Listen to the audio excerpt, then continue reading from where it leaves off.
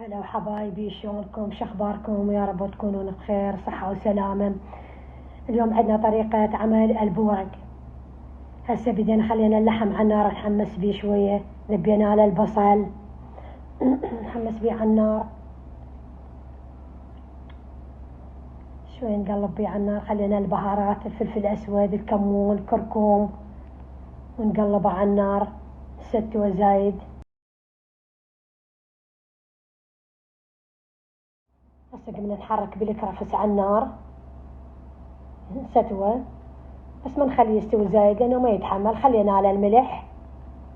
بدينا نحمس بيه ستوى. بدينا بطريقة عمل اللف. بدينا عجينتنا جاهزة، بدينا نلف بيها. إن شاء الله تنال إعجابكم يا ربي.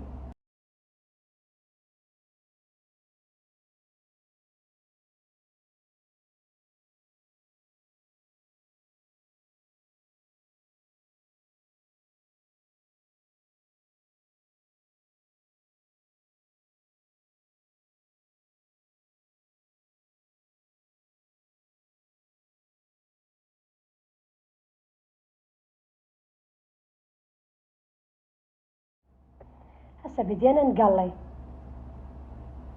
ما يتحمل النار، هو بسرعة يستوي. كلش طيب كلش. إن شاء الله عجبكم، إن شاء الله عجبكم اللف.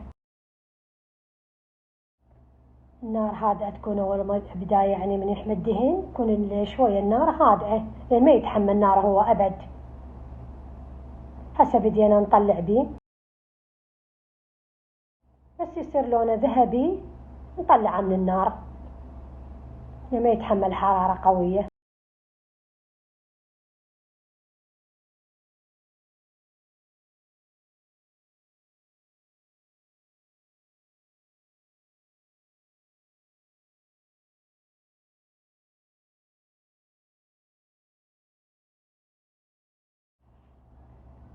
إن شاء الله ينال إعجابكم يا ربي.